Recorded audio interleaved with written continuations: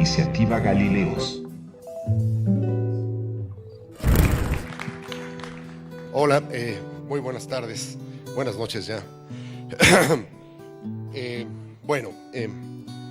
Acudo a la fundación de la iniciativa Galileo con mucho gusto, con emoción y con afecto, propios del reencuentro con varios amigos y con esperanza de que esta no corriente le sea útil al PRD y con ello a la izquierda de un país extremadamente desigual.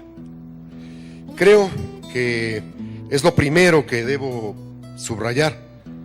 Es muy posible que México esté cruzando por el tramo más desigual de su historia.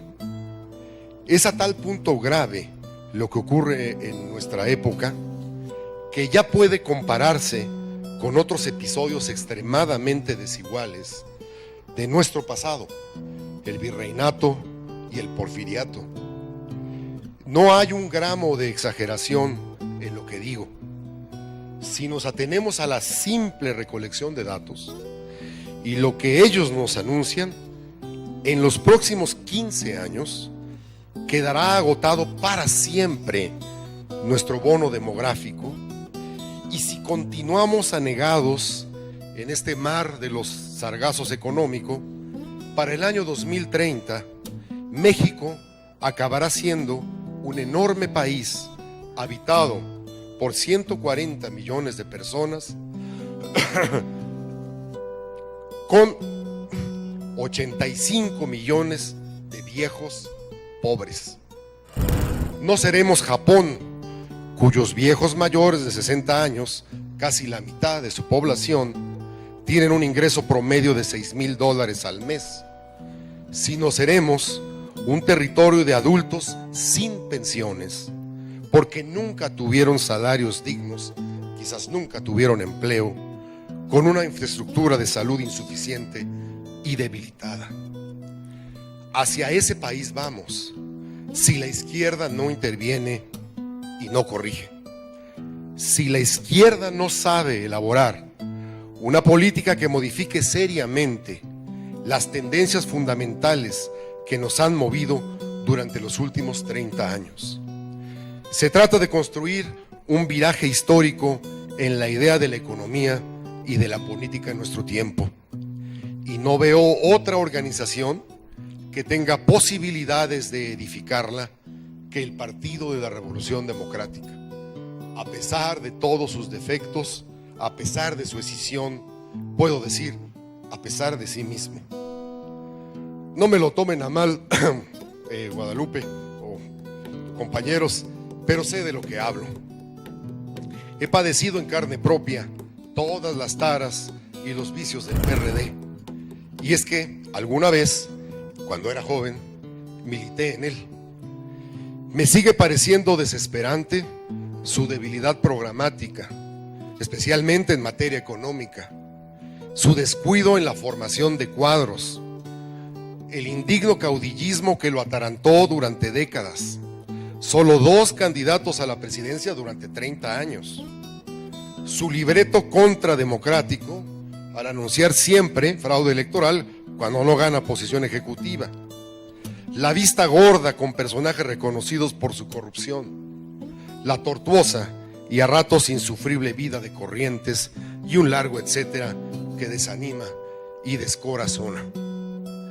Pero sigo votando por el PRD, especialmente en la Ciudad de México, donde vivo hace casi 5 décadas, con mi cabeza puesta, echando mano de las razones que la memoria me provee.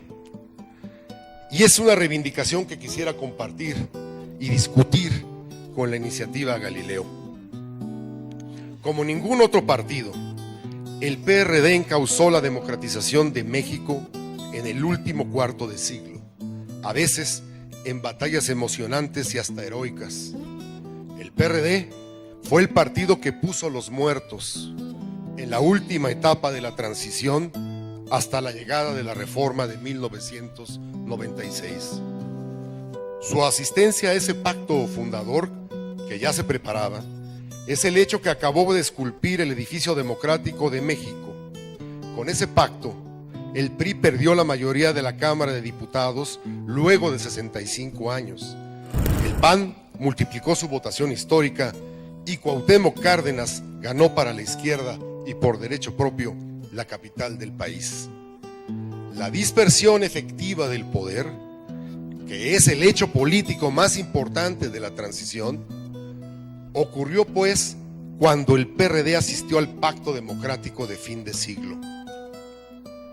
Con López Obrador, el PRD fue ratificado en el DF y desde ahí emprendió uno de los instrumentos de política social más oportunos de los últimos 30 años, el programa de adultos mayores. La población más lastimada por la oleada de empobrecimiento que dejó la crisis del tequila. 16 millones de pobres fue el resultado de aquella hecatombe en una economía administrada ya completamente por los padres autóctonos del neoliberalismo en México. Sobre ese programa llovieron todas las críticas y todos los improperios de los plumíferos económicos, pero al cabo no hubo gobierno en la República que no replicase la protección líquida de los sexagenarios. El PRD cobijó en buena hora a Marcelo Ebrard y sus 6 años fueron orientados por la agenda de las libertades en un país católico, moralino, a despecho del gobierno de Calderón y de ese poder fáctico que es la Iglesia Católica. La libertad de las mujeres para decidir sobre su cuerpo no existe en ninguna otra parte del país. El derecho a las uniones del mismo sexo tampoco. El comienzo de la despenalización de la marihuana se discute aquí, animado por personajes hiperkinéticos del PRD. Ustedes saben a quién me refiero. Es decir, los chilangos contamos con leyes que nos... Sí, un aplauso. Es decir, los chilangos contamos con leyes que nos hacen un poco más civilizados que el resto, gracias al desvencijado caparazón del PRD. Miguel Ángel Mancera es otra historia. Gracias. Su candidatura llevó al PRD a niveles de votación nunca vistos en el Distrito Federal y mantuvo políticas y estructuras, equidad y libertades con una novedad radical. Es el primer personaje que sin aspavientos desafía la política económica dominante y plantea un cambio documentado en el corazón de la desigualdad nacional: los salarios. Ningún otro gobierno o partido en 30 años ha querido o podido enfrentar el gran debate de la redistribución del ingreso, y aquí fue posible otra vez porque existe el manto del PRD.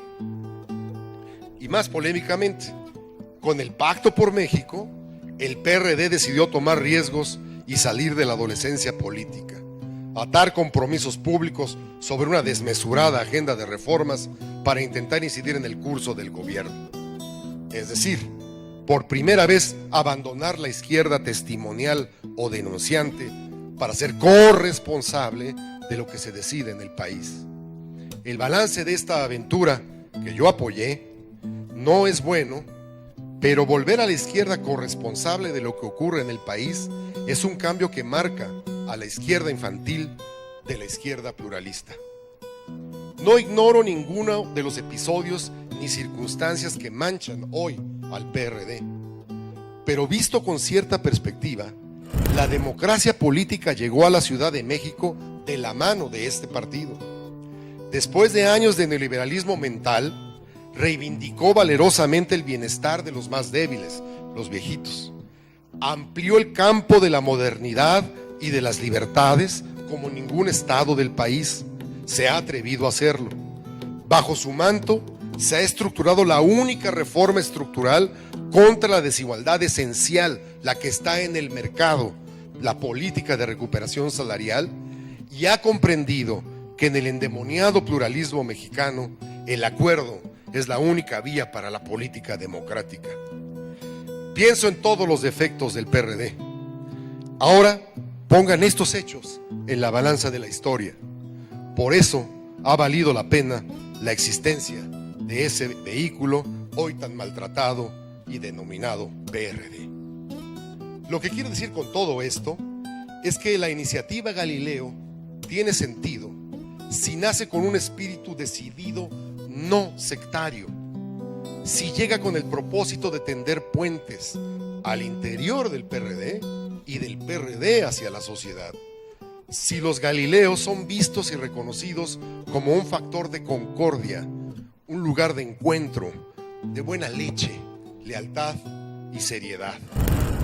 Que la iniciativa Galileo sea un ejemplo de lo que un italiano, hoy casi olvidado, llamó cultura de partido, o sea, cultura de respeto, de convicción, de conversación con pensamientos e intereses distintos. Es decir, un decidido programa de compromiso, rescate intelectual y moral al interior del PRD. Termino como empecé.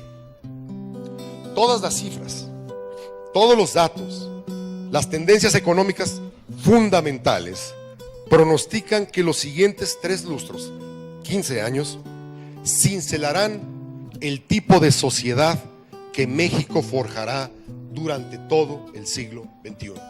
Los siguientes 15 años.